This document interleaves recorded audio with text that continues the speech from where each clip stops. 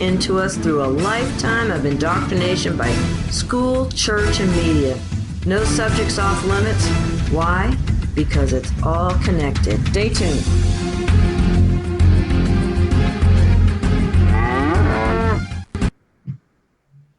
Hey, good evening, everyone. Welcome to another Sacred Cow Barbecue. It's March 24th. I'm Patricia Aiken, an average host with exceptional guests.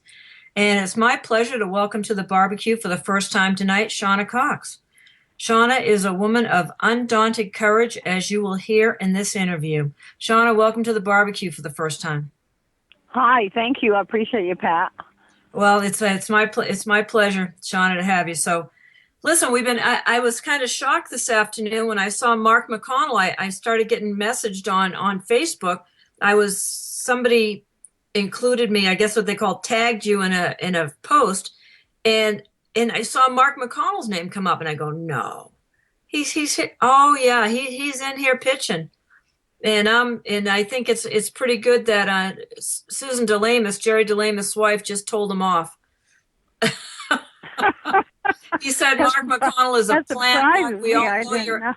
He said, Mark, we all know you're a liar, and he said, laughing my A off, he says, believe as you want, and Susan said, don't worry, we will. Oh dear. I feel really bad. I really appalled at something that his wife put on the Facebook, and I don't usually get on that. I've never even met her before, but I'm sure that she's probably a pretty nice person. But whose wife? She said some really mean things. Mark's wife. It was really sad. She said that they had put our pictures up of us that had been arrested that day when Lavoy had been killed, and that next morning, we didn't sleep because they drove us there all night, and then we were only there for a couple of hours. Of course, they make us get up and do mug shots and won't let you smile or do anything. We'd just be raggled. But she made I thought it was a very mean comment to say that here are all these people, and you can look into their faces, and if my friend had just been shot, and our eyes would all be puffed out, and they would be sad, and these people weren't sad and didn't care.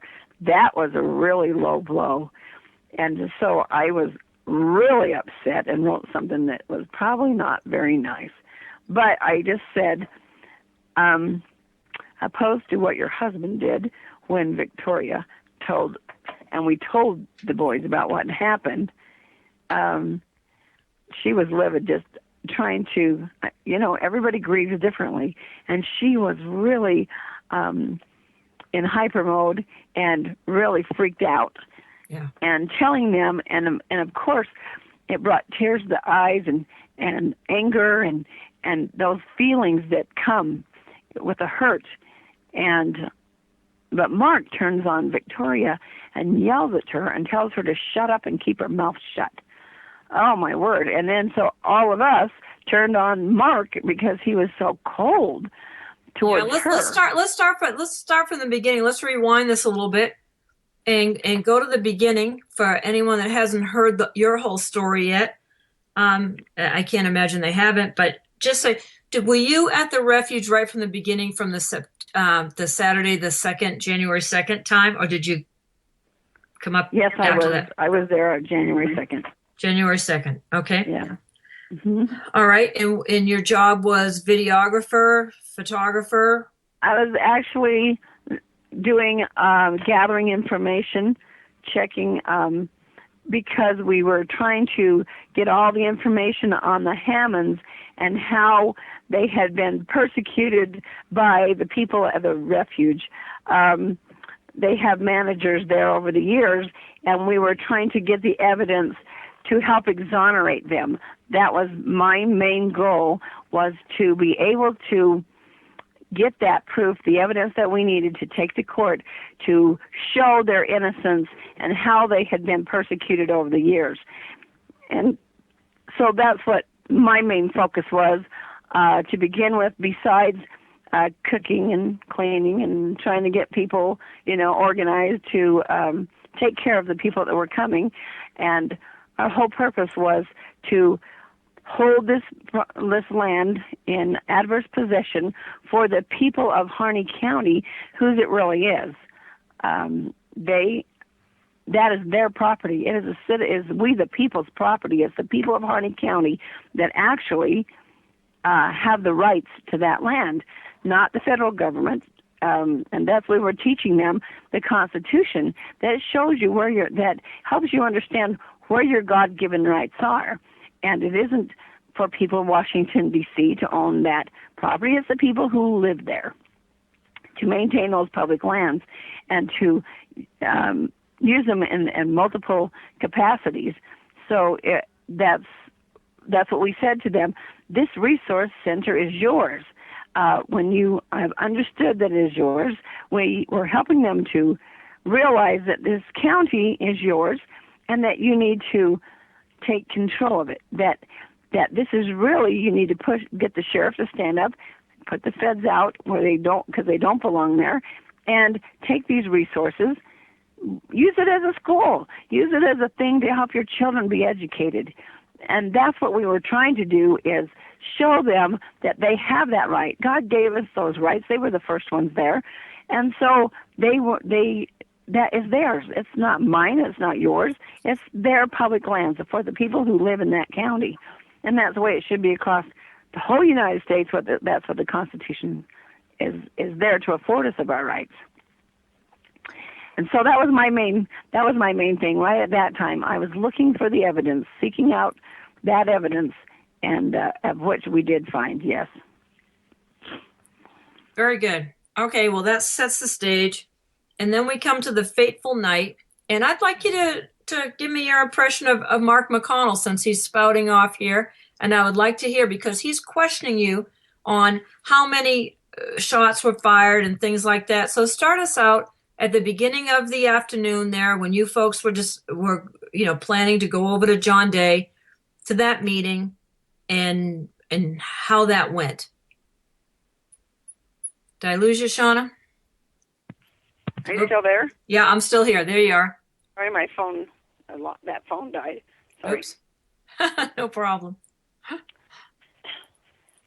Okay, ask me again. Okay, so let's bring it up to, they had all kinds of time. Ammon had pleaded with the FBI to come down and meet with you folks face to face, and they refused to come down. So it wasn't like they had this, they wanted to come, or didn't think they could come arrest you. I mean, they could if they wanted to, but they didn't. But they didn't want that. Well, the question is, how could they arrest us? What could they arrest us for? Yeah, well, that was the question. Okay, what could they arrest you for?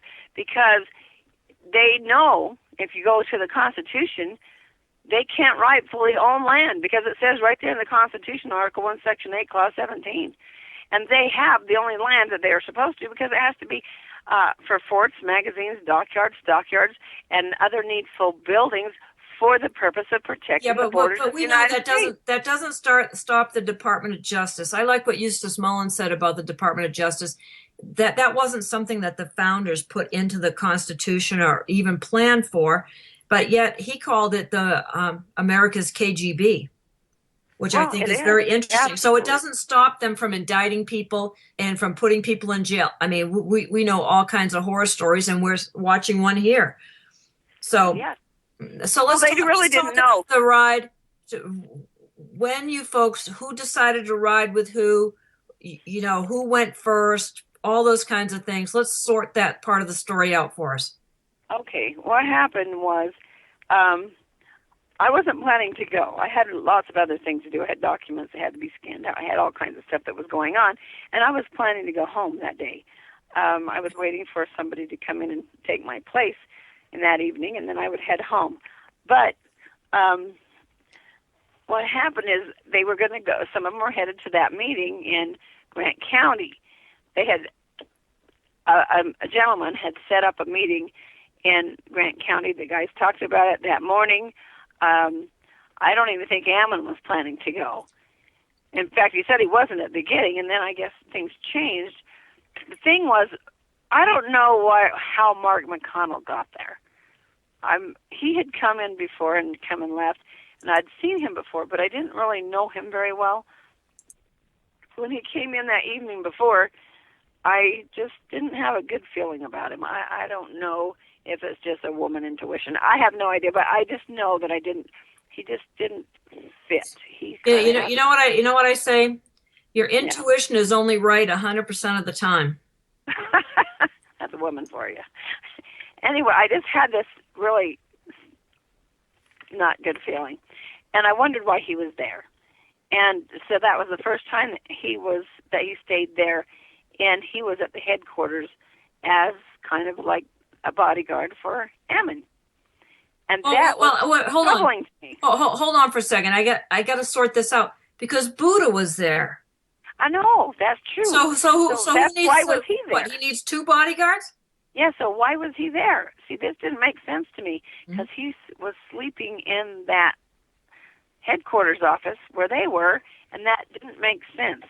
And but the question is, Shauna, who vetted him? I know when Ken Dost, when he came down, he asked me, can you get in touch with him? He had some papers he wanted to share with you folks and whatnot.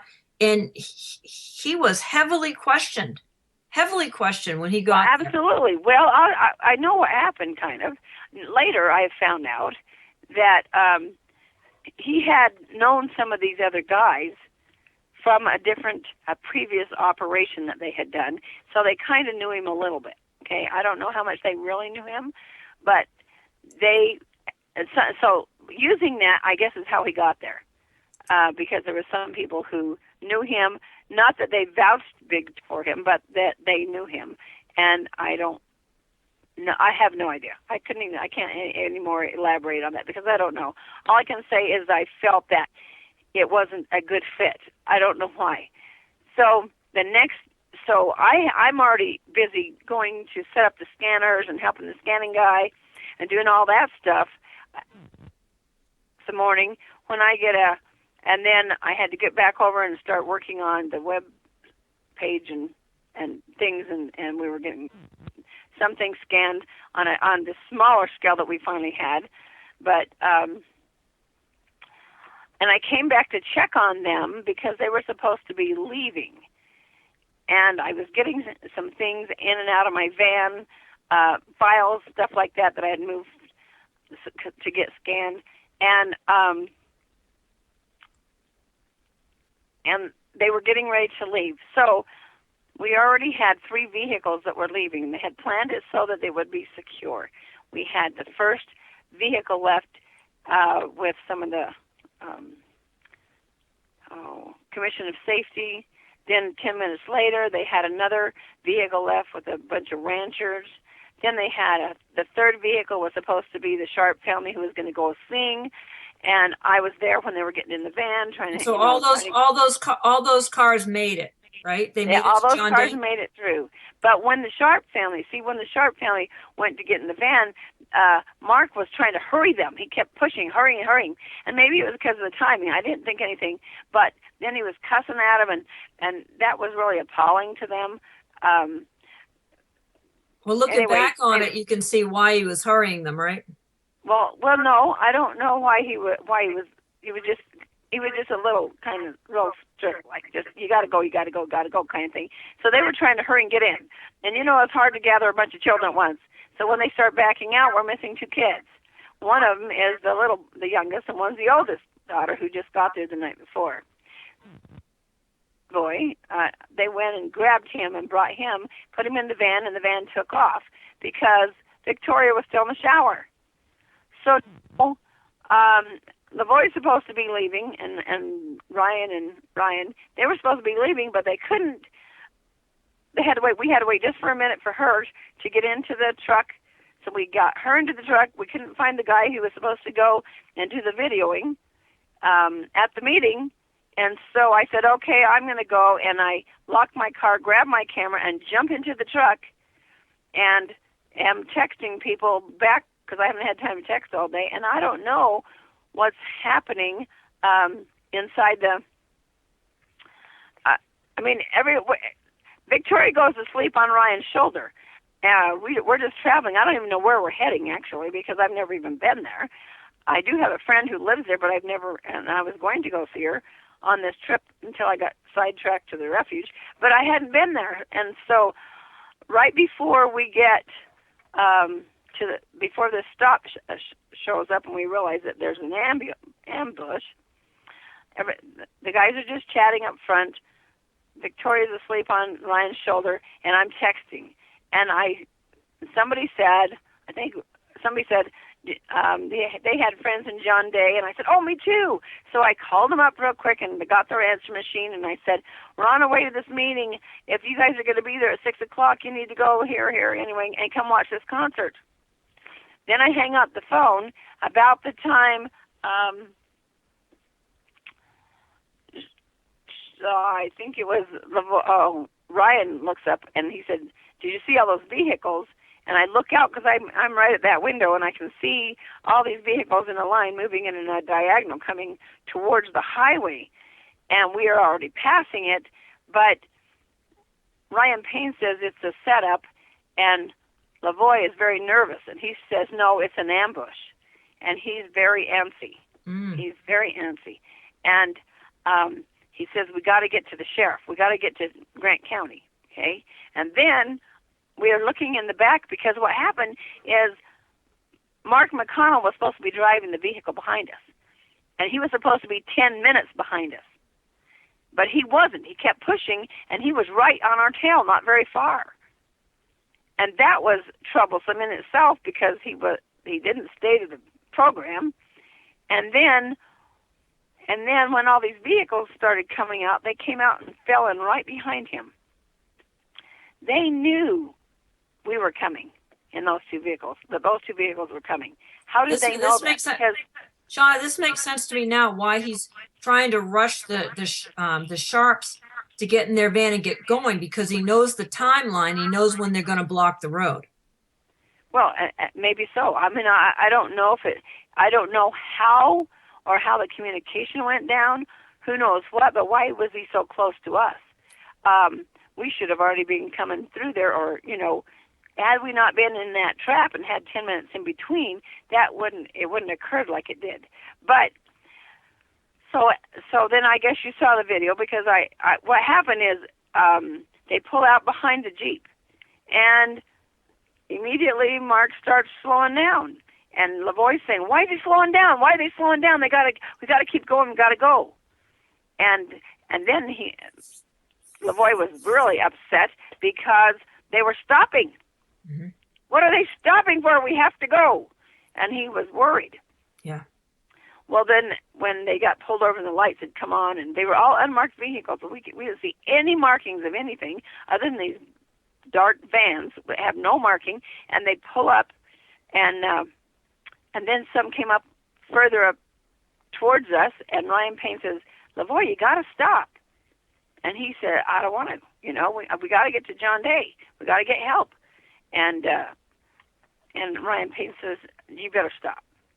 So they kind of argue a little bit back and forth, but finally Lavoie stops. But I can see his legs kind of jumping up and down on the brake a little bit, and he does not want to do this. He's really antsy. He wants to go.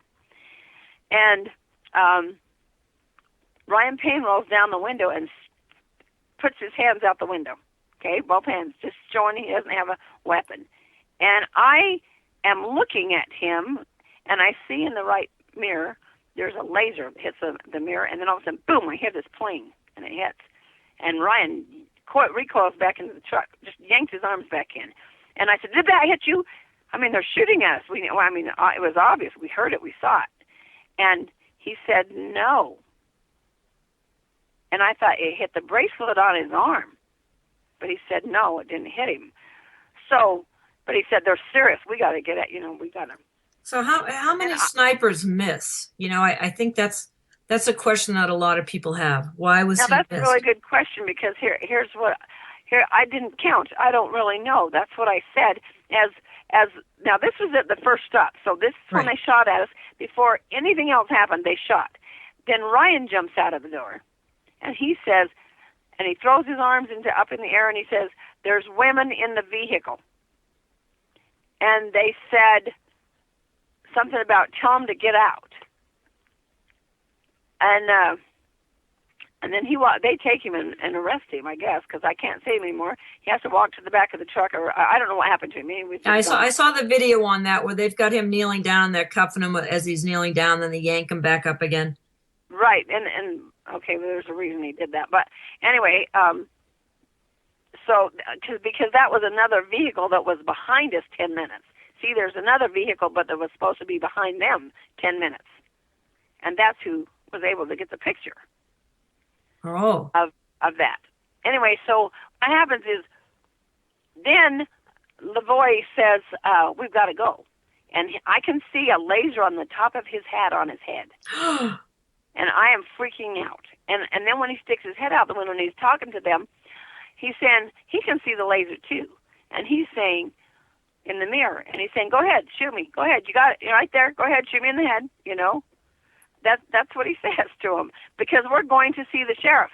Now, if you want to come along with us, you know, whatever. But I can't hear what they're saying. I can't hear anything other than when they really did, I guess. I didn't even know I said that. But I did say before that happened, and they took Ryan, then we said, Ryan Bundy says, we got to call for help. And that's when we pick up our cell phones and realize that we have absolutely no cell phone service. It's not like it fades away, like, you know, when you hear me. When I fade away and then it drops, it was like dead. There was absolutely no cell service there. And we were trying everything we can. Well, we can't. And I said, our best weapons is our cameras. And I pull up my video. I pull up my cameras. This is a regular camera, but a video. And that's when I turn on my video. And then from there you hear what happens.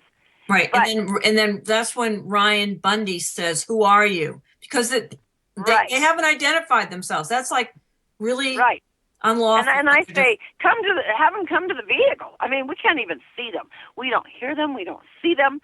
I can't hear anything that he's saying. Hardly. What time is this? About 4:00? About 4:30ish.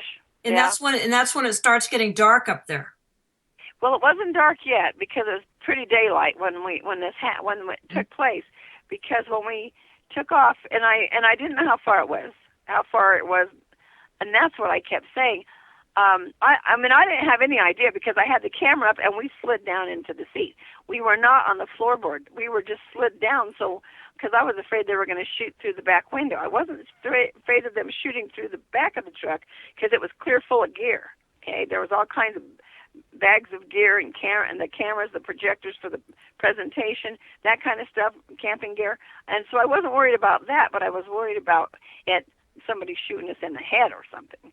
So we slid down, and then we then we took off.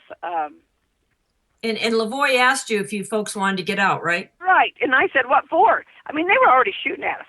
Why would we want to get out? You know? We saw that they were shooting at us, and that's why I say, what for? And Victoria had already said before this, okay, when Ryan said that to us, she says, I'm not getting out, and I said, me either. And then when they say that to Lavoie, he asks us again, do you guys want to get out? And I'm saying, what for? What do we want to get out for? To get shot? We want to go get help. We don't even know what's going on. We want to go with him. We want to go to the sheriff. We know where we could get help. We don't even know who these people are. Yeah. And so that's when we take off, right? And we didn't go. I mean, it seemed like we were doing well, but suddenly that whole thing comes down, and the voice says, you know, something about the roadblock. I remember somebody said something about the roadblock. And this is, he swerves to the left, then the roadblock's in my window, and I see them. Yeah. In that split second. But how many, I don't know where my camera is this whole time. Huh? How many did you see? 3. Three. I saw the vehicles. There were 3. 3 vehicles. Yes. Still unmarked. Yeah, none of them are marked. Right. There's a light gray truck. Anyway, we had seen these type of vehicles in Nevada, and I had taken pictures of them in the Bundy Ranch of a whole bunch of unmarked vehicles running around, like, you know. Right. So I don't really know who they are. So, but they were definitely armed. Yeah. So this was crazy. And then when we pull over and then we got stuck, high centered, immediately I know that Lavoie pushes the door open because we're kind of at a slant. I'm kind of on the downhill, and on the downhill side, we're definitely, high centered in the snow, and he pushes open the door, and I know he was standing on that rail, and then he jumps into the snow, and his hands are both out, and our protocol is that anytime we go to a meeting, nobody wears their arms inside. Not that we don't have them, not that they didn't have them, I didn't have one, but that they would have them near, but not, they weren't using them. They never take them into a meeting. That was the protocol. So okay, that brings us to the question. Every photo I've seen of Lavoie with a sidearm, he's got a holster on his right side, and it's probably like a revolver. That's what Ryan Bundy carries. First time he showed me his gun, I'm like, that's it? It's like a ranch weapon. It's not like a modern high caliber gun. That's correct. Okay. And well, I mean, it can shoot.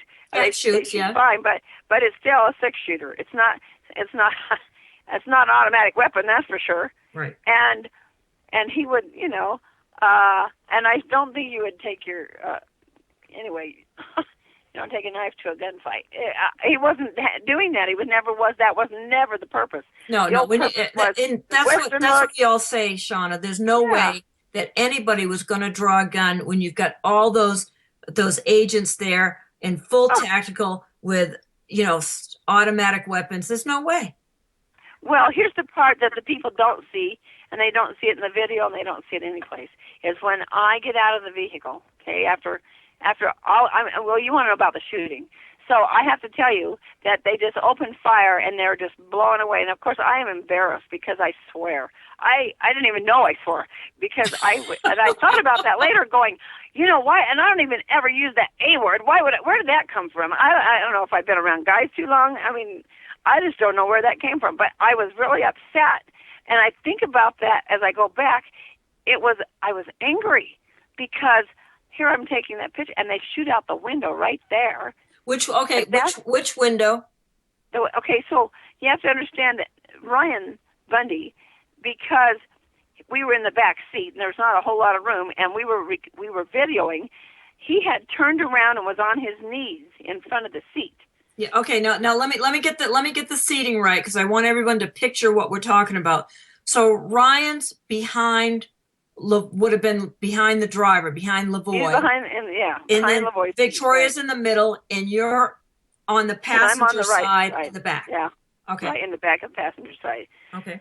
Because Ryan Payne got out, so that's where I was in that back door, and Victoria was kind of in my seat mostly because there was a backpack, a knapsack that was in the middle, and so she had put her feet over like where mine were. So it was kind of, if you understand. Anyway, right. So Ryan is trying to, get down, and he's turned around and he's facing the seat because he's got his cell phone that he's recording, and he's talking into the cell phone. And so when the bullet comes through, I didn't know it hit him in the shoulder at that time till a couple minutes later. But they blew out that window and it hit him in the shoulder. And then, and that was just as Lavoie's exiting. So you see they shot first. Sure. And then Lavoie's coming out with both his hands out, and he's running as much as you can, run through 3.5 foot of snow. He's hopping because he jumps out into it, and then he's trying to get through that snow, facing them with his hands out. I know he didn't have a weapon. So for them to say these things is unreal to me.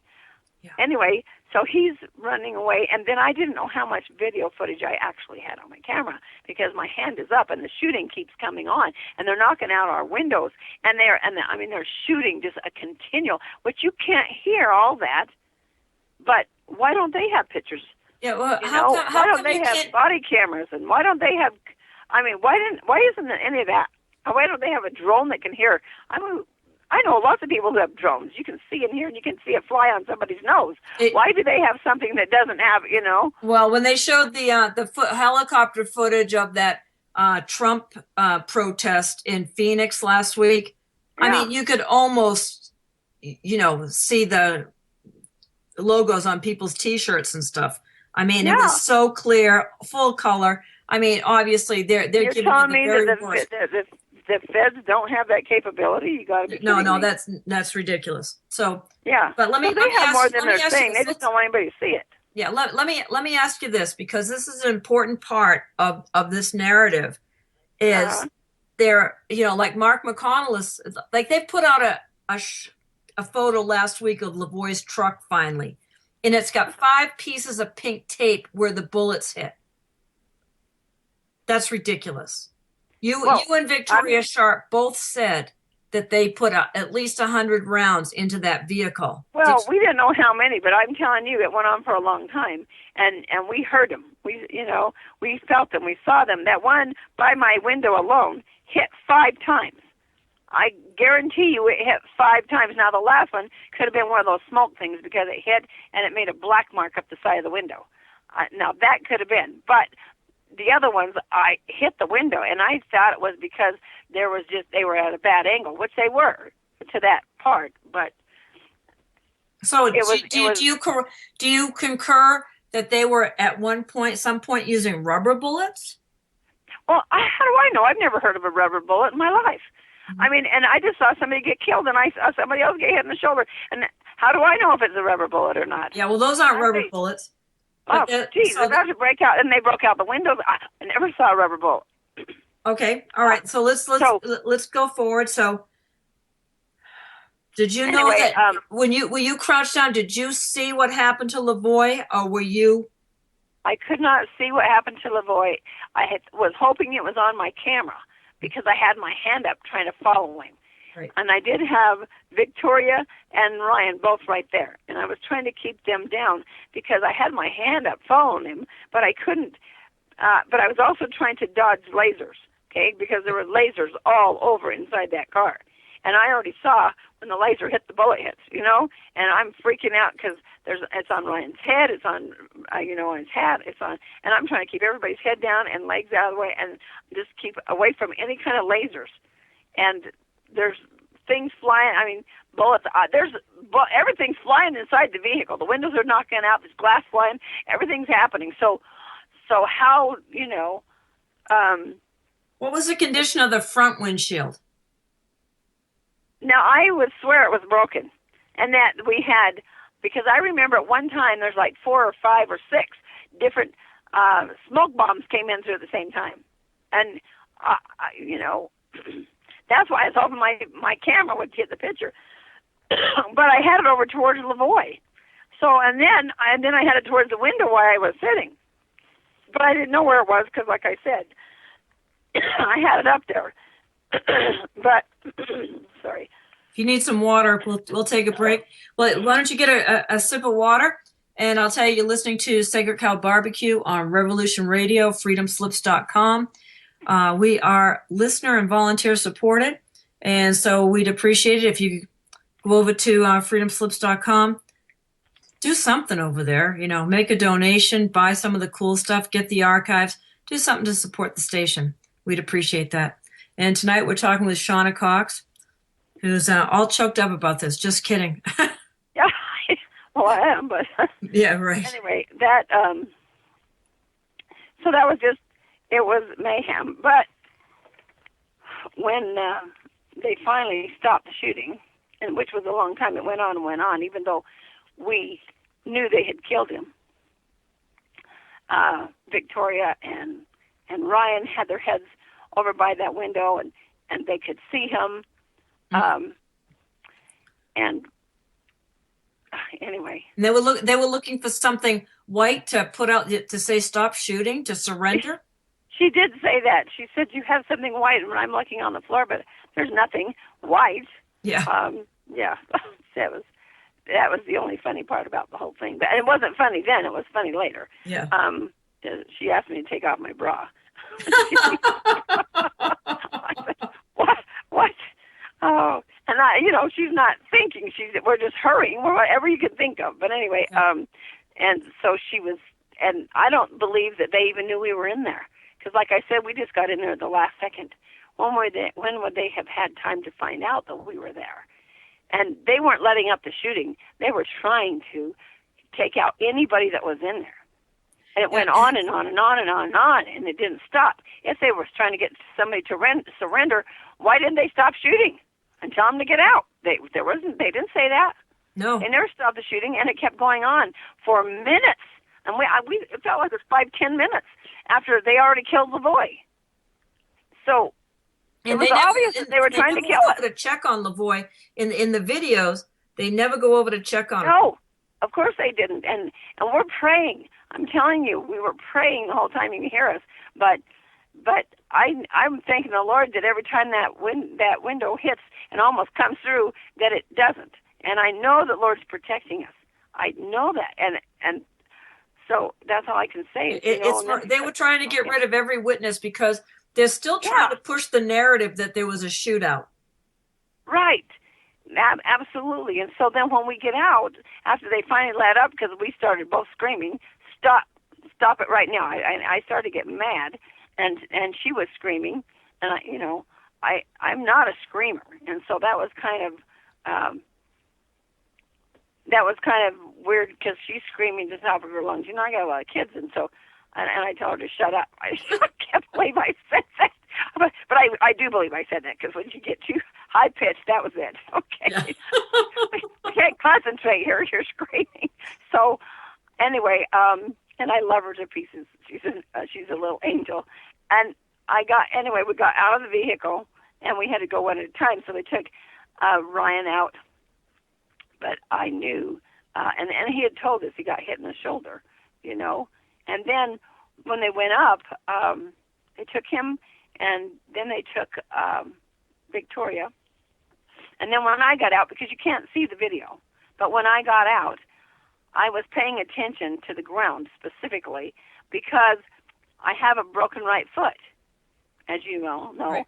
And I was watching at the ground because the snow is deep and I wanted to stay in the track.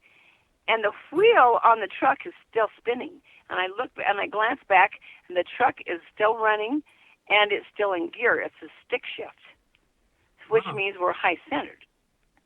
And I'm trying to figure out why Lavoy is facing. I see him right there. As I take my first step, I am glued to him, to his face, because he's facing back. He's lying on his back, facing like he was coming back to the truck. I didn't see any of that. I don't know why he would be facing that way. And I can see into his face. And that image, I am looking because I have been around death a number of times. I know that he was deceased. And I am looking to him to see any kind of movement, to see, and I can see his hands stretched out. There's nothing in the hands.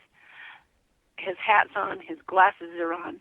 I can't see any bullet wounds. I can't see any bleeding. I can't see that. But I have that picture burned into my brain.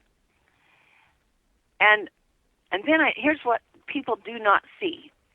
Then I look up, and there's all these trees. There's the forest there, with these trees. And out from all these trees step these men. They're all standing to the side of the trees, and they have all these long rifles, and they're dressed in this military army gear, and just like the ones that were at the Bundy Ranch. How many? And there's a dozen or 2 dozen. I mean, there's bunches of them. So they came out of the trees. So from on the ground, from behind the trees? On the ground behind the truck. Yeah, behind the trees. They came out from behind. They stepped out behind the trees. I thought they probably had shooters up in the trees as well. They had them in the trees, and they had them behind the trees. They don't show any of that in their drone. Isn't that interesting? Yeah. They don't show any of that, but they were there. I saw them. I spoke to them as I came out, and I said, "You are murderers. You have killed an innocent man. You have blood on your hands." And I said that as I'm walking up through the snow, through that track sideways. You see me trying to get up the snow. And then, and they keep yelling at me, who else is in the truck? Who else is in the truck? And nobody. They asked me a number of times, anybody else in there? Nobody's in the truck. Nobody's in the truck, okay? On the last one, nobody else is in there. And so as soon as I get to the top of the road and they start to cuff me because she's standing there, they open fire and blast the truck again and blow out the window where I was sitting. Wow. They blow out glass all over the windows. These people are sick. Yeah. And then they move us away from there so we can't see everything they're doing. So we can't see the boy. We can't see. They move us to the other side of the road and then put us, anyway. It's unreal. But here's my question. When we were sitting there, they finally got us up off the ground because she was freezing. She didn't have a coat on, and I was trying to lean into her to keep her warm. And I was really worried about her because even in the truck, she said, they're trying to kill us, Yeah. That's true. And then she said, and then in the back, she's sitting in the truck by the back of their van. They had the doors open and we got our little bums sitting on the edge while our feet are on the ground. And at least they let us do that. We don't have to stay there. We're sitting on the ice-cold road anymore. And I said, so are we under arrest? And they said, no, you're just being detained. I said, for what purpose?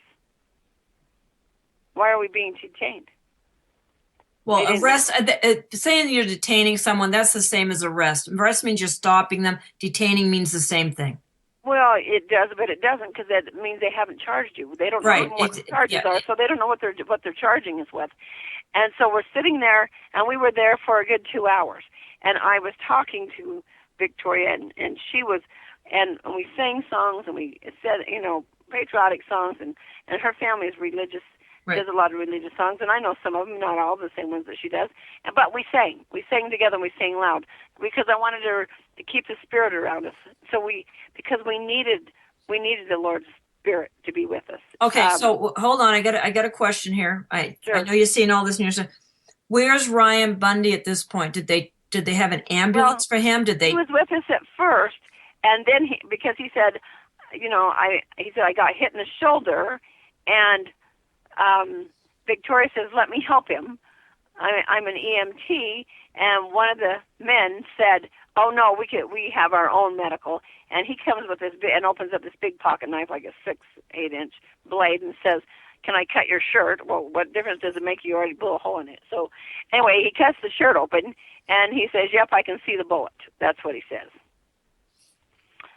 And then they call an ambulance. Well, that was polite of them to ask if I can cut your shirt after we've just tried to kill you for the last right minutes. Yeah. Yeah, right. And so then the ambulance comes, and they obviously called it from Burns. Well, I don't know how far that is, but anyway, the ambulance comes within 20 minutes, half hour, whatever it is. And it didn't seem like it was that long, but it was a little while. Anyway, they came through, and they took Ryan and they put him in there, so we didn't have him right with us anymore. I could see him laying. The truck was the ambulance was behind us, and later I saw him. He was laying on the gurney. They were doing whatever they were doing. Okay, and have in this 2 hour time period, where is Lavoie's body? Still laying in the snow. Oh my God. Still laying. I have no idea what they're doing to him because we can't see him. And there's just a lot of people over by us, and they're trying to keep us from so that we couldn't look over there. And then so after that is when she says, I'm only 18 years old and I almost died. I said, yes. I said, that's true. And I said, you're going to remember this for the rest of your life. And whatever you do, if and when you get out of here, you're going to tell the world and you're going to tell the truth. She said, I will. And I was so proud of her because she did exactly that. Okay, Shauna, so let's talk about this. I got a couple other questions. So sure. all these shooters that are around and all these other personnel, let's call them, are any of them wearing any kind of insignias? I see none. None. No FBI. None. In fact, I was specifically looking for name tags because I wanted to know who they were. I was going to remember. And they had none on them. I want to read you this quote because since this thing started, I said, there's no way it was Oregon State Police. As soon as I started denying that they didn't have their dash cams and their body cams, oh no, then it's not Oregon State Police. They're required to have those. And then the FBI pipes in and says, oh, it was our hostage, rescue team. Oh, an elite group of FBI. I'm not buying that either. I say this is an IMF team. This is somebody that's the strong arm for the IMF, which turns out to be the UN security force. It's UN forces. It's foreign troops here. And so let me read you this quote. Said it was this was off an email. Okay, and it says, I knew going into it that there was a sheriff in Grant County that was supporting the movement or the ideology behind what they were pushing. I knew that there was a large amount of community members in Grant County that supported their beliefs and that had similar constitutional beliefs, and to the point of the Grant County making it clear that they are a UN free zone. And so that knowledge was known to all of us. Right. A UN free zone. Well, that's why they had to be in Harney County, which wasn't a UN free zone. So this is who's behind this. Well, then let me explain to you that. So the question comes up as, why would they attack us at that time when we were in their face, so to speak? We had open communication with them. Many times Ammon visited them. He had no weapon. So why didn't they arrest him then? Why didn't they arrest him when we went to the high school? Arrest him. They wanted to kill all of you. And this is very inconvenient for them now. And they are in damage control mode heavily, as you know. We're coming up on a break in about 4 minutes, and then Tom Davis would like to join us. I'm sure that's okay with you. Oh, sure. Okay. Absolutely. Good. So so this is this has been peeling the onion, and it doesn't seem, the layers don't seem to stop, do they? Well, now we have to go back forward too, because then when they took us in the vehicle, and then they drove us up to pick up the other guys, it was starting to get dark, and we got up there, and they got into it was dark. So when we got up there, Victoria starts telling them what happened. Then she just kind of unleashed again and went, "Oh, they killed the boy," and she went off. Okay, I was trying to keep her calm down. Anyway, but that was her. She wanted to tell him, and she was really boiling and just hurt. His shock. Yeah. And so that's when all this other took place. I said, and Mark was cold, and it was awful. It was, and so that really hurt to have his wife say such a thing, because of all the people, he would have been the one that was the cold-hearted. Okay. Well, when you're on the payroll, you're on the payroll. You know. Oh, we loved Lavoie. I got to be kidding. I mean, I love his family. I've known him his whole life. I mean, what a horrible thing to say. Anyway, I have to say, just as a side here, I have never been to a funeral memorial service where a family showed they just adored that man, and everyone that spoke, they adored him. Sure. And what an incredible person. And I know that he was there trying to protect us and take the gunfire away from us. Okay, so here he's our hero. Let's look at the irony in all this. You were going home that night. You were just waiting for your replacement. He was going home in a day or so. Yep. What was Jeanette back at the refuge waiting? Was she there yet, or she had just gone left? home? In fact, I just barely talked to her. It was his birthday the next day, and she'd sent some things to give him for his birthday, and I was supposed to give it to him the next day. Okay. Yeah. So no, I had been in contact with her. Right. I didn't. And I just been texting her earlier, she was the person I was trying to anyway. Okay, so I communicated with earlier. So they're just detaining you, and my take on this is the reason they're detaining you is because they don't have any charges, and they got to go manufacture some. That's exactly right. Because when the boys said, "Why are we sitting here so long, all these hours, and why?" And I said, "Because you see them running back and forth.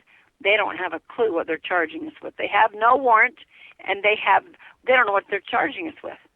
No, Because see, they got to go manufacture something. They did, and then you see what they showed up with. You see what they showed up with? Conspiracy, because that's all they had. They were trying to dream up something. Yeah. And they did come up with something that was off the wall, and now they're trying to create all these lies and make it into something that it isn't. But they're trumping up all these charges. Right. That are absolutely insane. Shauna, this music's going to start in a minute for the break, and so I just want to ask you this. What did the vehicle look like when you got out? How many gunshots was it? I have to tell you, I don't know. I wasn't looking at the vehicle. My attention was on the guys in the trees and on Lavoie. Okay. And then on Victoria, because I could see where they pulled her hair. They did pull her hair.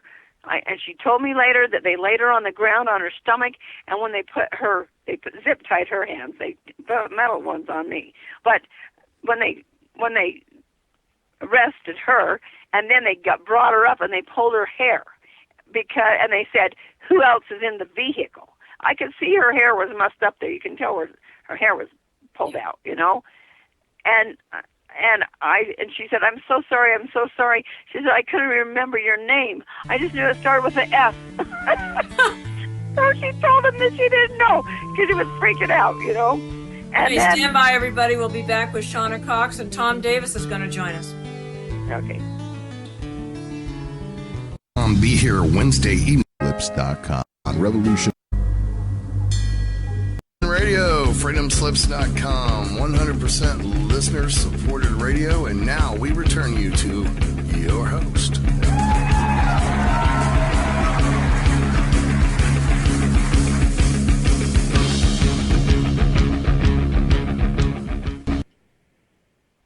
Okay, everybody, welcome back to Sacred Cow Barbecue. I'm your host, Patricia Aiken.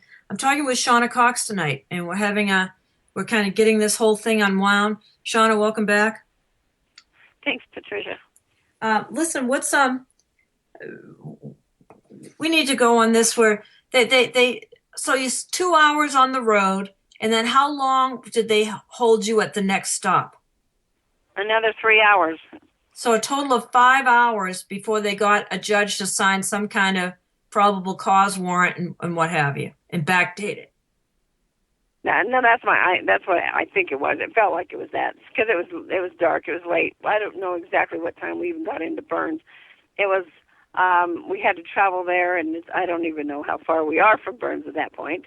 Mm-hmm. Probably about a half an hour, I would say, as we travel back into Burns, and then they'd take us out, past the hospital, and I don't know if they were just dropping off the ambulance or they were trading vehicles with Ryan. I don't know, but that's when somehow he's back in a vehicle. And then we go outside of town for about 15 miles or 15 minutes at a rest stop, and they switch us into individual vehicles at that point. What kind of vehicles? Separated. SUVs, all different SUVs, and they're got darkened windows. But everybody is in a separate vehicle with 2 officers in each one. I guess they're officers. I don't know who they are, but they're whoever they are. Like I said, there are a lot of unmarked vehicles. And then they travel. We travel. This was crazy because I said to them, the guys that were with me, and the one starts reading me something that I need to sign. To read it and sign. I said, I don't even have any glasses on. I can't read that. And they said, well, let me read it to you, and then you can sign it. And I said, and he starts reading, and I said, wait a minute. No, I'm sorry, but I don't know you, and you can say anything, and I'm not signing it because I have no idea that's what it really says. I don't know you, sorry. And then they said, okay, well, we got a better way. We'll just take this little recorder, and I'll ask you a question, and you can answer it, and then, that way. So then he begins to ask me these questions, which I understand is the Miranda right. And I said, yes. And I said, I understand you're reading me my Miranda rights. And I said, yes, I do understand that. And then he said, And I said, so what am I being charged with? And then they said something about the conspiracy. And I'm thinking, what in the heck is that? What are you talking about? To impede an officer. And then as we're traveling, right, they're driving, at least 80 miles an hour, all of them. We're just buzzing through. Even through the towns, I see speed limits in the middle of town. The signs are 35 miles. Driving through at 80 miles an hour. I said, so it's okay for you guys to just travel in a caravan at 80 miles an hour? There's no laws? I mean, it doesn't matter if it's 35 mile an hour speed zone there? Yeah. Oh, my gosh. Anyway, they're just hot-footing it all the way to Portland. And then they stop along the way and pick up 2 more people, which is Santilli and O'Shaughnessy. Well, I don't know anything about that or why they picked them up or where they came from. I have no idea. They weren't with us. And when we get to the Portland, it was late at night, and it was probably about 12:30 or so, I would guess, ish. And wow. Anyway, like I said, we were up all night, and all I did was sing. They wanted to talk about, they kept wanting to ask me all these questions, but they just read me my Miranda rights. Well, am I going to tell them anything about anything? Yeah. And I said, I want to talk to you about the Constitution. Did you guys swear, did you take an oath to the Constitution? And I'm asking them all these questions. And what did they say, pray tell? Well, yes. I said, did you read it? Do you even understand it? Well, they couldn't answer me. They really didn't know. They really don't know. They don't know the Constitution. And I said, and you took an oath to something you never even read or studied, so what does that mean, Anyway, I'm trying to talk to them about this, and they keep trying to ask me questions and about the people or my family. I said, I want to talk about my family. I don't want to talk about the people, at the refuge or the people, my friends. I don't want to talk about them. If you want to talk about your family, we can talk about your family. But I don't want to talk about mine. I said, I want to talk about the Constitution. And then, of course, they didn't want to answer me. Finally I said, okay, well then. And so I just started singing. So I started singing songs, lots of songs. And I said, well, after an hour or so of this, and I said, well, if you don't have any radio or anything, I guess I just have to keep singing.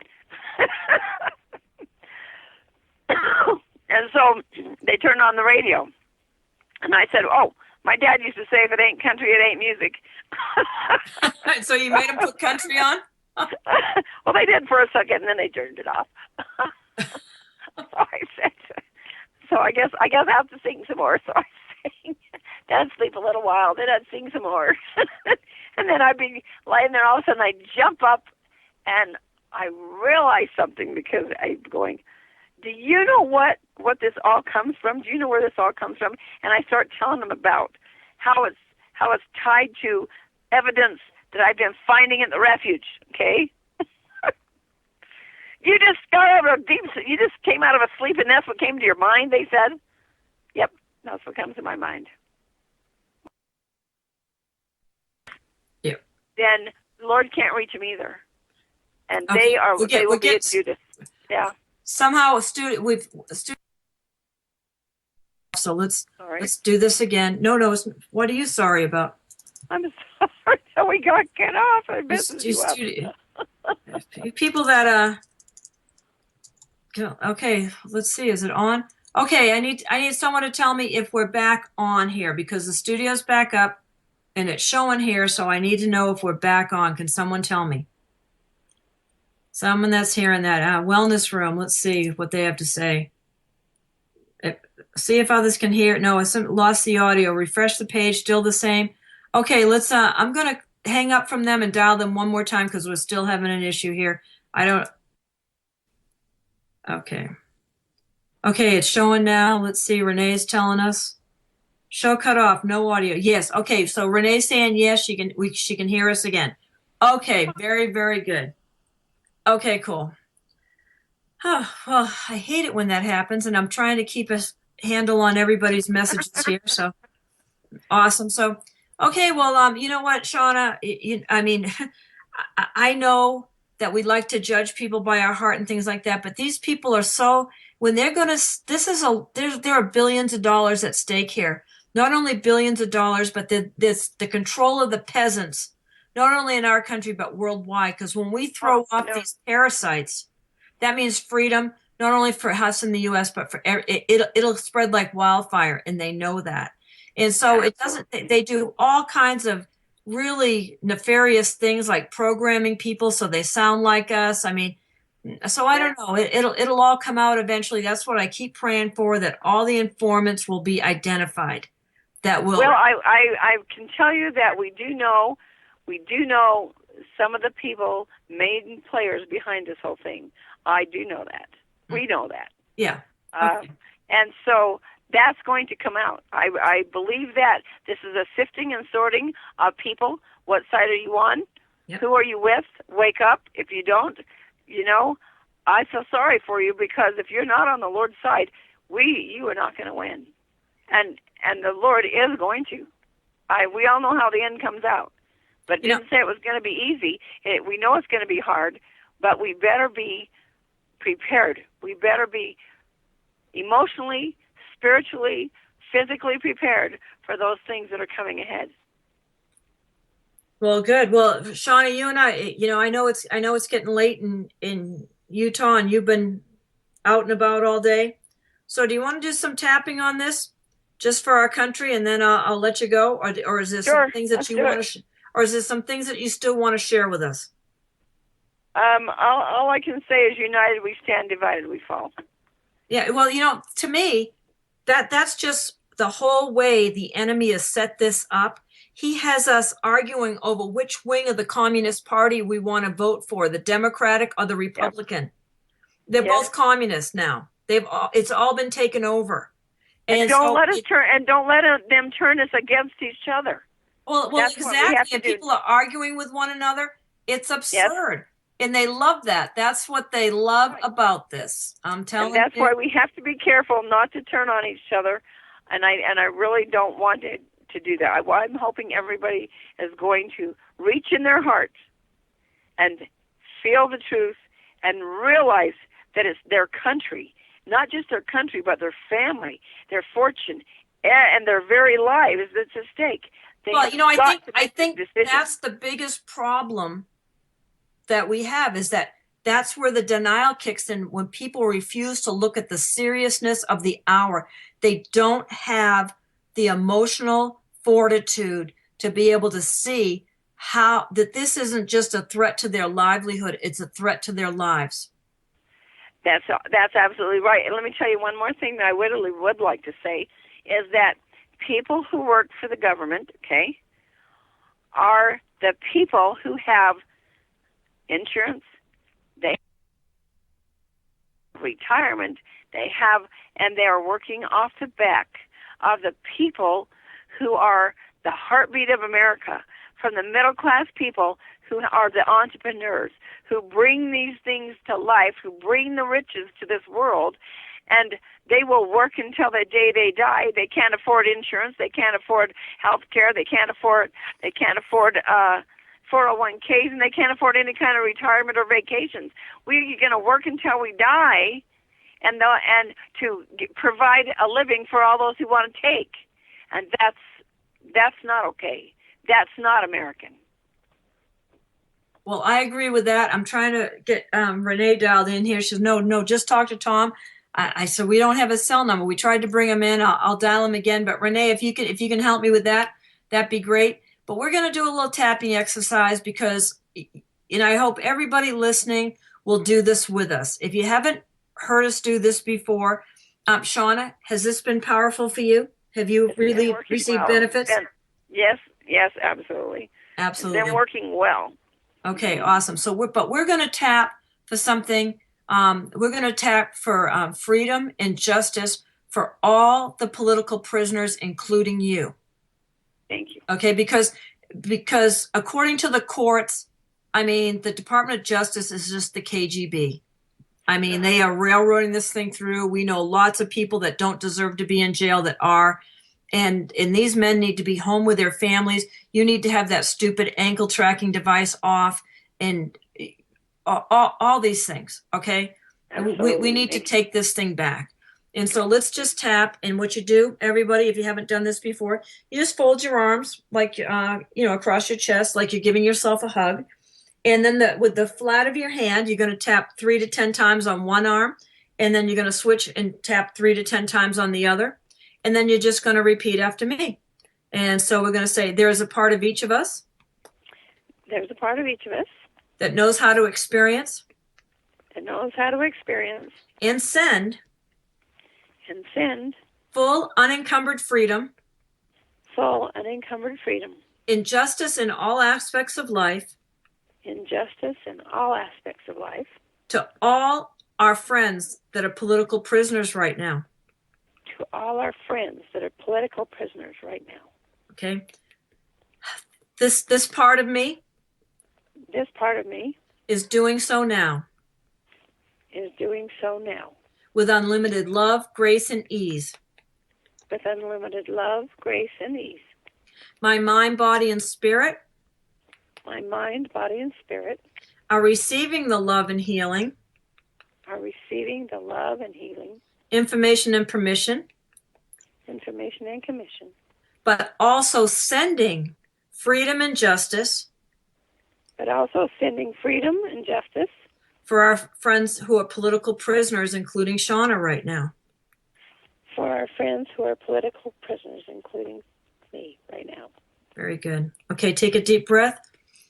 Just feel what it'll feel like to have real freedom in our country again instead of this facade, this veneer of freedom that's no freedom at all. Absolutely. Okay. Information transfer is now complete. Information transfer is now complete. So be it, it is done. So be it, it is done. Now we grab each wrist and we say peace, and then we grab the other wrist and say peace. You know, the what is up to us, how is up to the Almighty, the source, all that is. He knows how to turn things around. And so let's work like it's all up to us, but trust like it's all up to the Almighty. Does that sound good to you, Shauna? Absolutely, amen. Okay. You have any parting remarks? I'm going to let you go. Nope, we love America. Help us fight and save her. Okay. All right. Shauna, you're welcome back anytime. Any other facets of this? No, they're lying their tails off. They don't have anything. And so they're making it up as they go. And they've controlled the courts. And it'll be very interesting that they want to run the Bundy Ranch dog and pony show first before they do this with you folks, right? That's what they say. I'm not sure. Yep. They said they're going to make 100 more arrests today, or that's what I heard. So from the Bundy Ranch, I don't know. I'm praying that does not happen. Yeah, I mean, how many more Americans is it going to take? Exactly, and we pray for the Ryan family and their son. I forget his name. Do you remember his name? The young man, the 25-year-old from Montana, from Plains, Montana. The sheriff. Jake. Craig. Okay. Jake. Okay. Well, we'll continue. He's part of this tapping thing. And yes. Everyone tonight from my Skype rooms, hold on, I got to check because they're all saying, give Shauna my love. Everybody's saying that. Let's tap for the public servants to open their eyes and do their fiduciary duty. Okay, we can do that. Shauna, if you need to go, we'll do this with some other folks. Everyone has said to give you their love tonight. Thank you. I appreciate you, and thanks for having me on. Okay, my pleasure. And we'll get you that foot fixed. It's working. Fully up. I appreciate it. Thank you. All right. Talk to you soon. Good night. Bye-bye. Good night. Okay, everybody. That was Shauna Cox. And we can dial Tom in. I can't believe Renee Powers is being shy tonight. I don't get that. That's so unlike you, Renee, not to want to come on and tell us what's been going on at the Cowboy and the Lady. I can't believe that. But if that's how you want to be, all right. Are you sure? I'm giving you one last chance here. Come on. Come on, Renee. Okay, I've got some other things to say. And yeah, we'll do some more tapping. If we can't get Tom, we'll do some more tapping. And we're going to do that anyway. But okay, we're trying to dial Tom in here. You're listening to Revolution Radio on freedomslips.com. It wouldn't be my night here if we didn't have some technical difficulties. Oh my gosh. Okay. Let's see if we can get Tom. Tom Davis is being dialed here. Oh, Patricia. Hey, there you are, Tom. I'm sorry, I didn't know you weren't home. I called your house phone. Oh, no, I'm just getting into the motel. Okay. Oh man, you're on the road again. Yep. I think there's a song about that. 18 wheels and on the road. Okay. Well, you just missed Shauna. So You missed. Yeah, I just talked to missed her earlier. Yep, I'm sure you did. And you talk to her regularly. And you've been a wonderful friend to her. And everyone sent their love to her tonight. So we just did some tapping for freedom and justice for our political prisoners. And so what's the latest from the cowboy and the lady? Renee's here Skyping me. I can't believe she's not coming on. I mean, I've never heard her be at a loss for words. But if you Renee. Okay, exactly. So listen, what's the latest? One thing I want to ask you about: did you see the video this week? And I'm trying to find it. I had it open for an interview I did last night. It was Steve Grasky? No. This one was someone that was showing off an armored vehicle. And the reporter said to him, "Well, I can see why you'd want to use this in Iraq, but why would you ever want this on the streets of America?" And the guy said, "Because there's a lot of constitutionalists out there that are heavily armed with a lot of weapons." Oh my God. They actually said that. They're demonizing constitutionalists. The first of all is what I seen in Burns. They were more heavily armed than any of us could even imagine. They were all trigger happy, ready to blow anybody away. Fingers on the trigger. They had M16s, they had sniper weapons. There were 7 sniper long rifles sitting there. And 3 M16s, 243 weapons. And they were ready for bear. They were ready to kill. They were unsociable, unfriendly, government sorts. And it was just, this is our town, our county, and we were treated like we were hostiles in our own county by the feds and by the Bureau of Land Management. And then they come out with these lies, we're here for peaceful resolution. No, they weren't there for peaceful. They were there to kill. And that was it. That's the bottom line. They were there to kill. The government was there to kill the people. Well, absolutely, because you're enemies of the people. We're the servants, and when there's a servant uprising, when the peasants are uprising, they got to put that down. Yep. We're ranchers, and we were enemies of the state because we're ranchers. We feed their fat bellies so those damn government people, excuse my language, those darn government people can stay fat and have money in their pocket from screwing us and taking our land, taking our resources. Yeah, I know. It has to stop. And of course, I look at it a little differently from you folks, and I'm not going to bring you into my rant on that, but believe me, I can rant about that another time. So what did you folks uncover this week? You started talking about a video of Grasty. Grasty making comments that he was the one that called in the feds. And just comments of the Bundys being terrorists. And the only true terrorist I know in Harney County is Steve Grasky. The land stealing. He stole land from me. She brought down his Gestapo road department, tore out my fences, and stole my land. Without a court order, without government law, lawyers being involved or nothing. You came down and tore out my fence and say, this is the way it is. I said, no, my county road plot shows you only have a 60-foot right-of-way. He said, we have an 80-foot, and showed me some paper that somebody wrote down in 1927, all highways 80 foot. I said, that's dealing with highways. This is a secondary county road. He said all county roads, cow trails, whatever, in Harney County are considered highways. They make it up. They make it up as they go. They do, and Grasky is good at it. Grasky is good at that. Yeah, so he's the puppet master for Dave Ward.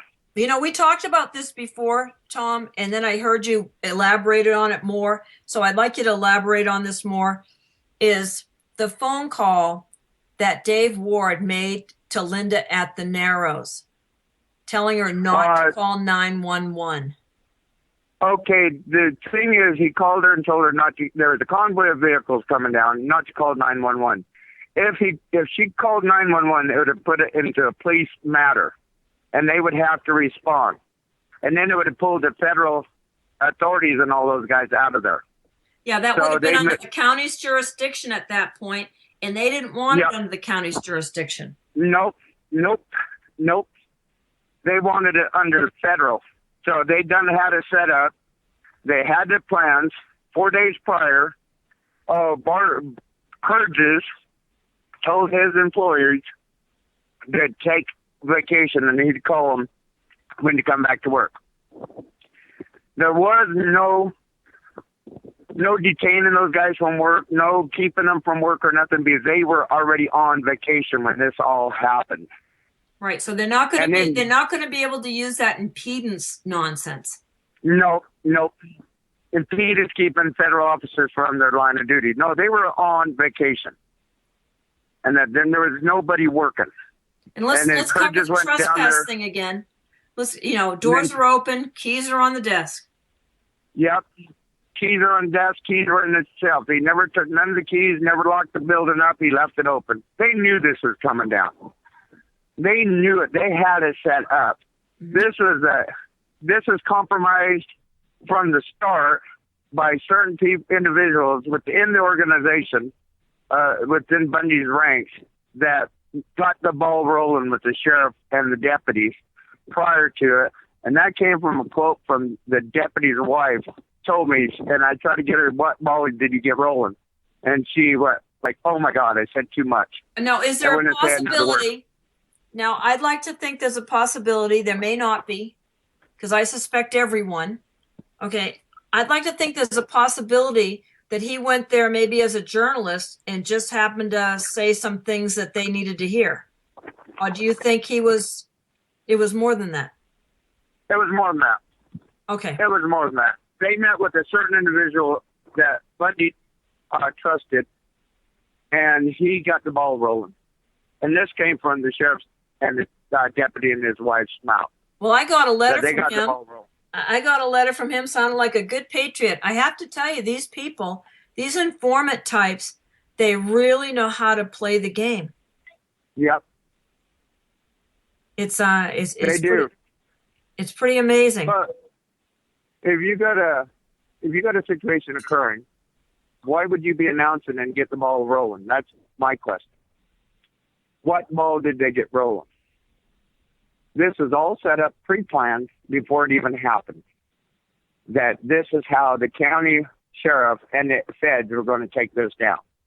They had it all set up. The feds was going around harassing the people in Harney County, dressed up like they were militia, trying to get everybody to think bad of the militia. Well, then you have these old ladies in town, which happens to be BLM employees, and they're all going around, we were harassed. And I kept saying, where's the pictures? Where's the proof? Show me the proof. I don't believe you. Show me the proof. And they always, well, you just got to believe me. I said, I don't have to believe nobody. Show me the proof. Oh, yeah. Well, yesterday I saw a post where people were admitting that they they got hired off Craigslist for $16 an hour to go protest at Donald Trump meetings. Yep. So here's the thing. I've said all along, and I knew this would come out. Okay, maybe the FBI was there. It was all unmarked vehicles. Nobody had any insignias on. The FBI, when you see the FBI at some kind of an event, it always says FBI on the front and FBI on the back, just so they don't get hit by friendly fire. But here's this quote, and I read it earlier, and this is from that email, so I know you and Renee are familiar with this. I knew going into that there was a sheriff in Grant County that was supporting the movement or the ideology behind what they were pushing. I knew that Yep. there was a large amount of community members in Grant County that supported their beliefs and that had Yep. similar constitutional beliefs, and to the point of the Grant County making it clear they are a UN free zone. And so that knowledge was known to all of us. So that's why Yep. they couldn't wait till you got to Grant County. They would have had to involve Glenn Palmer, but a UN free zone, that means Harney County isn't. And I've said all along, these are IMF troops. And if there's any IMF troops, it's the UN. That's who the UN Yep. protects. Yep. And also, in Oregon State Police records, Oregon State Police number 8, whoever that is, we found 2 of them, but we'd like to find more, made the statement that we were keeping them from crossing the county line into a UN-free zone and people that believed in the same thing they did. So the Oregon State Police does not believe in the Constitution. Even though they all swear an oath to it. Isn't that quaint? Yep. It's all lip service. It is. It's lip service. It's just like the lip service that is provided by the congressmen, senators, and that does lip service to the Constitution but does not follow the Constitution. All right, here's the There- thing. There was this Lame Cherry article that came out, this blogger, and he writes like he's really supports, what's going on with this, but then he's just telling outright lies. Like the sheriffs of Deschutes County holding the FBI accountable, and then they're trying to say that there were only 5 shots fired and they could only find the casings they couldn't find 2 of the casings. That's nonsense. No, that's nonsense because that pickup was riddled. Talking with the tow truck driver that went and picked up that tow truck, that pickup was riddled with holes. And when they took that picture, they did some touch-up. It's easy to do Photoshop on the truck. Photoshop. Yeah. And they did some Photoshop and that to make it look like there was no damage done to it. But they had a tarp on the side. They would not show the tarp of the passenger side. And the problem they had whenever Lavoie went into the snowbank, it put the FBI, OSP, and everybody into the shooting range, the shooting zone. They had it set up so they'd hit those vehicles on that road line, and then there was no crossfire. But when they went in the snowbank and went ahead of that roadblock, it put everybody into crossfires. They were in a messed up situation. And so whenever Lavoie was on the running board, hands up, and they shot the window and hit Ryan. They shot the windshield and got Ryan with the first shell. There was a shell that came in from the top that was aimed right. They knew right where Ryan would have been sitting, but he got hit and he moved out of the way, or else that would have killed him. That shot to the roof.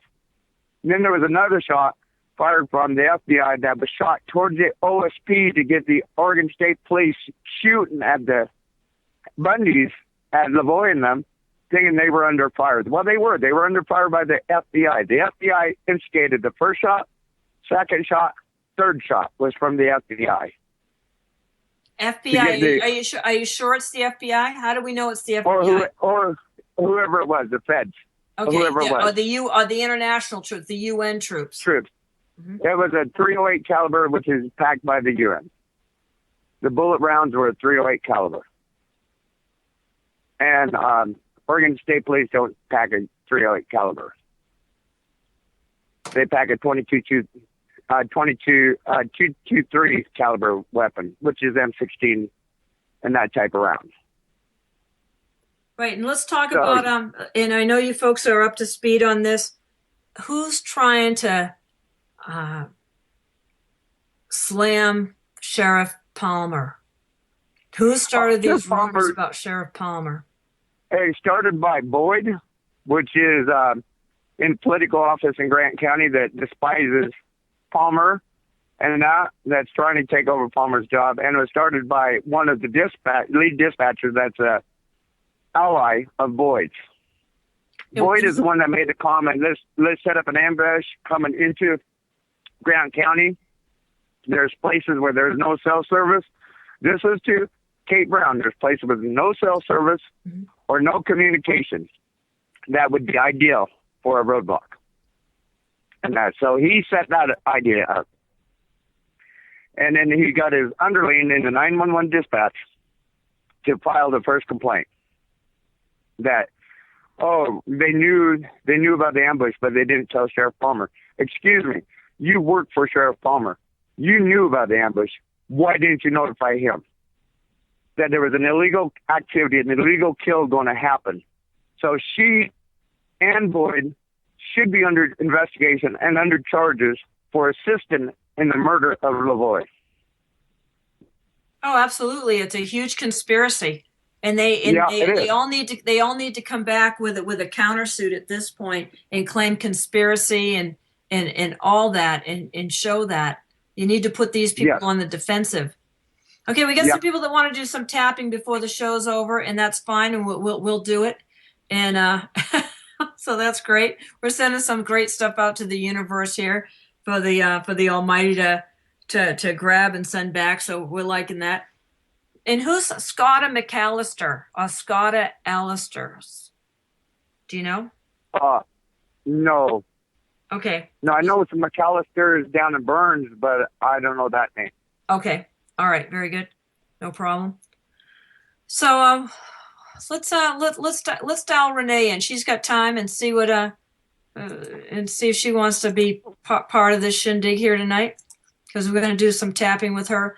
So Tom, what do you think of the fact that they're breaking this up? They're bringing the political prisoners that were involved at Bundy Ranch, obviously Ammon and Ryan and Ryan Payne, down to Nevada here on the 13th of April, and then sending them back 2 days later.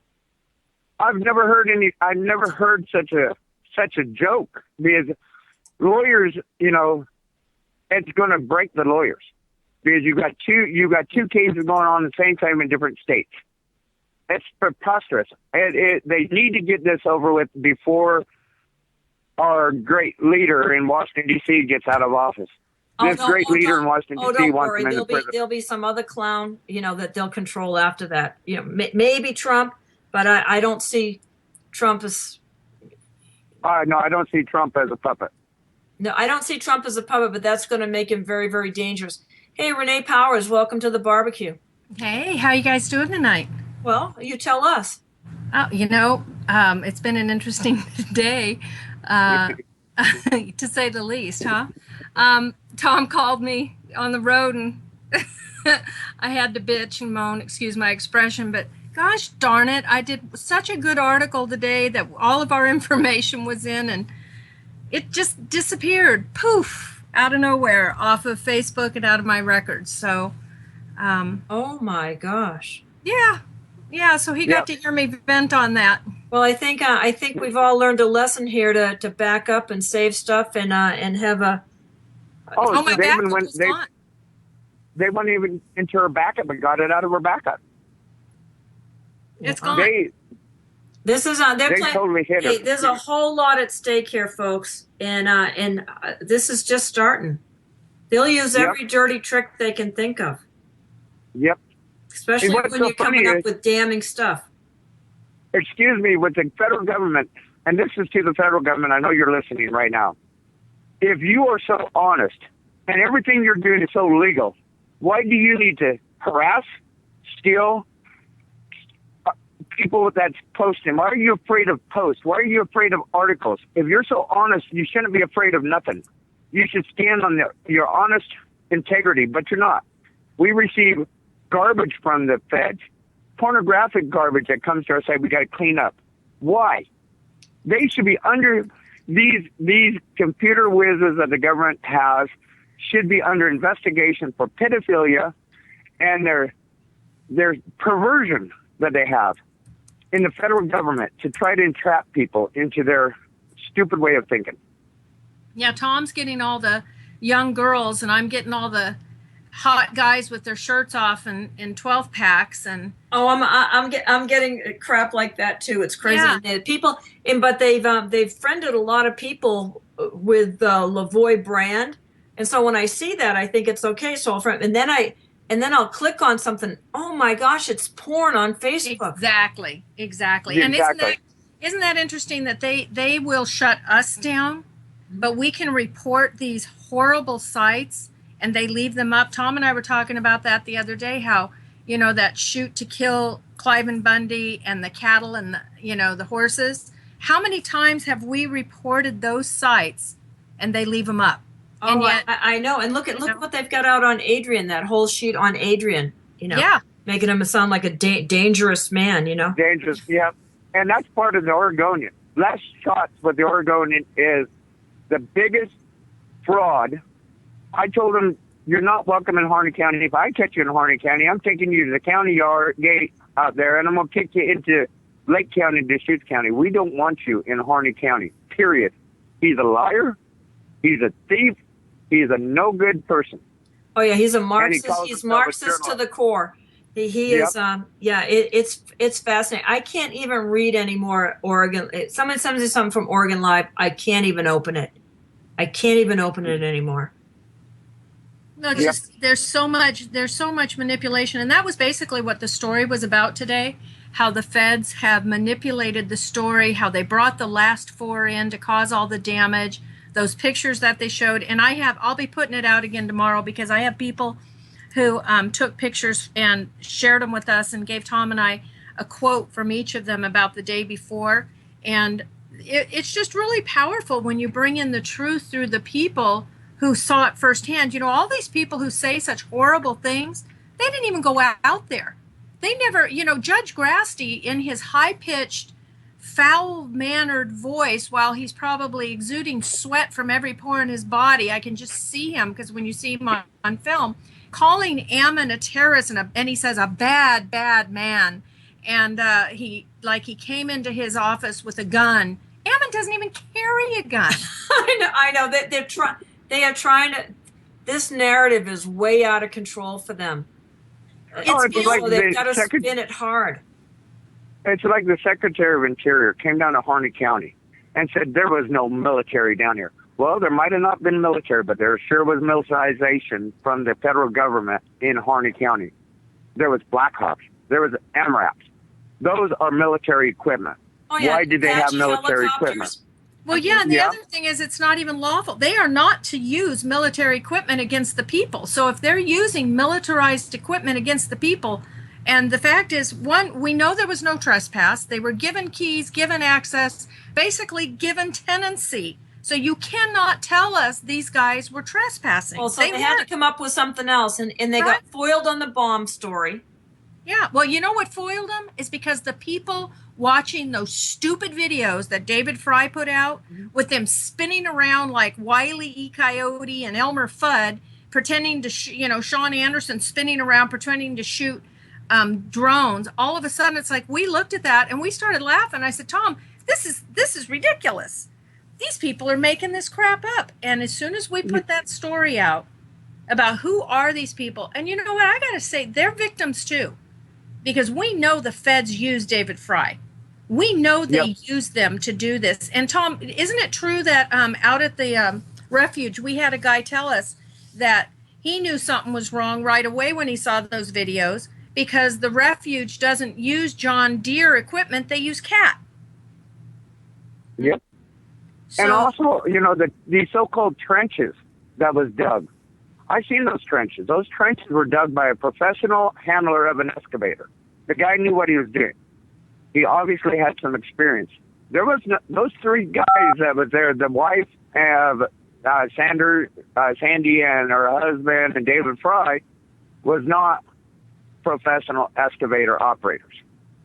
This was a nice, clean trench. This was dug by somebody in the FBI. It was a fourth guy. Nobody knows who he was. He just showed up. I think he was a plant. I think that was the excavator driver. He was professional at what he did. And those were dug not for sewage trenches like they're trying to say.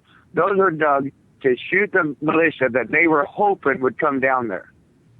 Oh, and like absolutely. Steve said, Absolutely, because the night they picked up Skipper and detained him, they said how many people are headed to Oregon, how many men are at the ranch, and things like. They wanted to know those numbers. Yep.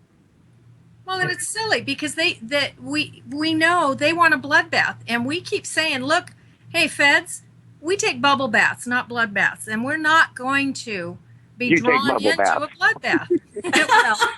I take showers. Tom's taking an exception to that. It didn't give me a good vision of you, Tom. Sorry, dear.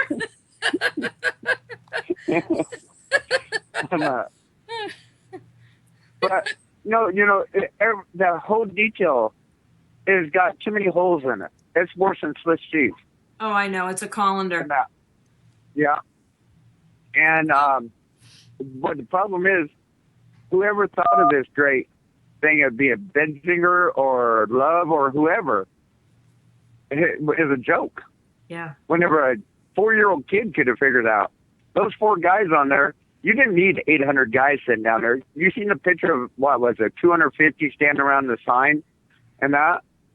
When they took the picture of the cleanup? Oh, please. That was a joke. Well, wait It a was minute, like didn't the they also artifact. haul alcohol in too? Didn't Mike yeah. see them buying alcohol to take out to the refuge? Oh, they were buying it at the Narrows. Yeah, they were buying out their alcohol deposits so they could have their little orgies. Yeah. Well, I don't know if you guys heard earlier, but I was shocked tonight. I was posting stuff on Facebook for the show, and I see, how it gives you the little blink when someone's made a comment in a video that you're tagged in, and I look at one point and it says Mark McConnell, and I said, no way. And I look, and finally Susan DeLemus told him off and said, listen, we know you're a liar. Well, he says, laughing my A off. I don't care what you think. And he says, that's okay. We know. You think whatever you want. He says, oh, we will, she said. She told him, and she had another few other choice things to say to him. I guess when you're on the payroll, you do as you're told. If I was Mark McConnell, I would not be showing my face on social media. I would be keeping a very low profile and be worried. Be worried. Well, obviously he has protection and doesn't feel worried. And for him to be doing what he's doing, he has to have the ability to feel he's above anything anybody would do to him. Correct? Right. Oh, Yes. Oh, exactly. Exactly. Okay, so we need to tap again. This is by popular demand. I know you're in on this, Renee. Yeah, I am. Tom's going, what the heck are you ladies doing now? Well, we were able. Shauna had a really tremendous healing out of tapping with her a few sessions and stuff like that. So this works. I had another lady with a shoulder issue. She hasn't been able to lift it in over a year. I mean, it's just amazing how this works. Energy. But it's good for everything. So it's not just for physical ailments. So what we're going to tap this way, okay? And we're all gonna, and you know how to do it, Tom. All you do is you fold your arms and you're like you're giving yourself a hug, and the flat of your hand taps one arm 3 to 10 times, and then it switches to the other side. You don't have to count or anything. Just tap a little here and then a little there, and then we're all gonna say this. Okay, there's a part of all of us. There's a part of all of us that knows how to tell our public servants that knows how to tell our public servants that they work for us. that they work for us. We ask them to do the right thing We ask them to do the right thing and not work against their fellow Americans. and not work against their fellow Americans. We all love our country, We all love our country, and we all want to be happy and we all want to be happy. and have the land of the free Have the land of the free again. again. But we can only achieve it together. But we can only achieve it together. Okay, we're out of time, everybody. Tom Davis, Renee Powers, thank you so much. Thank you. We're wrapping another barbecue. Boy, this time flies by.